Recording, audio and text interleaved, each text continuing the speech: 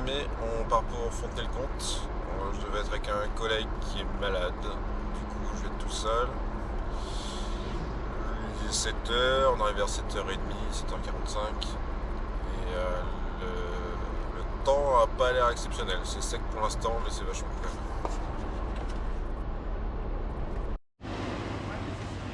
J'ai récupéré mon bracelet, on est presque installé. Et particularité de Fontenay, on a contrôle sono obligatoire à l'entrée de la piste. Du coup, on va faire la queue avec tout le monde et on va faire contrôler la moto là-bas. Ouais, on va faire ça. Et on est prêt. Les pneus sont en chauffe.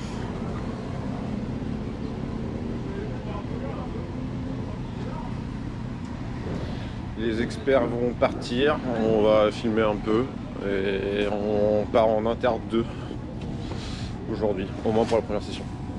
Pour info, la dernière fois que je suis venu, ça a fini comme ça. Du coup, c'est un peu pour ça que je pars en expérience.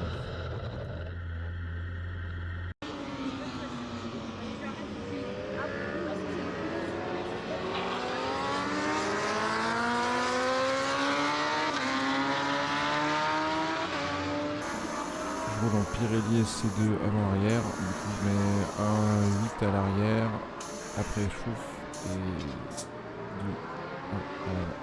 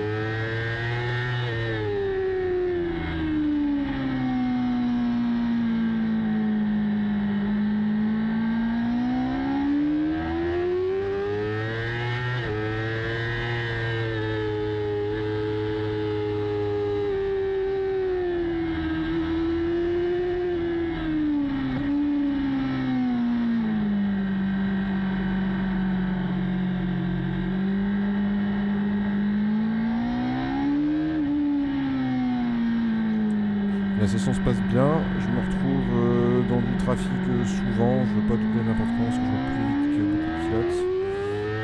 Je fais la session calme et je verrai la session après pour changer de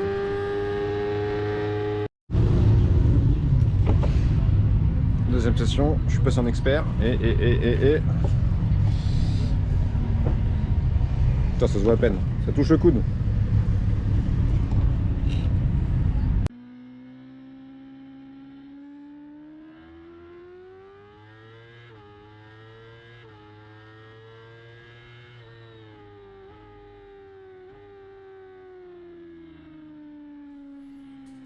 Bon, l'après-midi, je suis dans mon groupe, il n'y a pas beaucoup de circulation, du coup les images sont pas super intéressantes parce qu'on voit pas beaucoup de motos ou de dépassements, que ce soit dans un sens ou dans l'autre. Du coup, j'ai bossé pas mal sur les suspensions. Je les ai fait préparer durant l'hiver. Je me suis dit, les régler ce serait bien aussi. Donc, je les ai préparés chez Delcan. Il y a quand on les récupère, il y a une fiche avec qui explique comment les régler. Du coup, j'ai regardé la liste et les problèmes que j'ai vus, j'ai essayé de les régler en suivant cette liste un par un. Donc la première étape, c'était un mouvement au freinage. J'avais vachement de mouvement avec du dribble. Et la moto qui balaye de droite à gauche. Du coup, j'ai regardé les réglages, j'ai modifié ça pour la deuxième session l'après-midi. Deuxième session, j'ai trouvé que j'avais pas de grip à la réaccélération. Dès que je réaccélérais, je sentais le pneu arrière qui patinait. Et pourtant, le pneu était neuf du matin, donc ça vient pas de l'usure ni de la pression, parce que je l'ai vérifié à chaque session. Du coup, j'ai continué à suivre la fiche de chez Telcan là.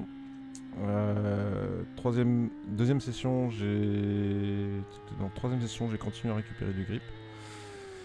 J'ai augmenté les réglages au fur et à mesure et ça se ressent, ça s'est pas forcément senti sur le chrono. Par contre, la moto était beaucoup plus saine. J'ai arrêté d'essayer de faire toucher coude aussi, parce que toucher coude c'est marrant pour faire rire les copains. Mais en fait, quand je fais ça, je déséquilibre la moto et clairement le pneu arrière patine, parce que je fais pas ça sur une position très naturelle. Donc c'est bien pour faire le mariole, mais ça va pas plus loin pour moi en tout cas. Du coup, à la fin, ce qu'on peut voir, c'est que ça a quand même vachement progressé en termes d'efficacité au freinage, parce qu'on se retrouve sur les sessions du matin à tourner autour d'un G au freinage, rarement plus, bon des fois c'est arrivé. Et l'après-midi, sur la dernière session, on est à 1G20, 1G2 du coup, quasiment à tous les tours sur le freinage max, ce qui m'était jamais arrivé avant. Du coup, je suis assez content, la moto est plutôt saine.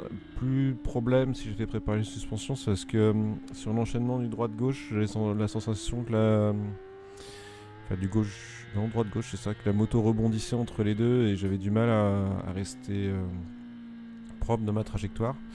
Du coup, là, c'est mieux. Bon, ça vient aussi certainement du bonhomme qui se déplace un peu mieux, mais les suspensions aident énormément, je trouve. Donc le travail est fait et ça c'est franchement pas mal. Haute-Saintonge pour la course, après le double gauche, pareil, on se retourne à droite, on prend la parabolique à droite où la moto avait tendance à rebondir. Vu que ça c'est réglé, ça devrait m'aider là-bas aussi.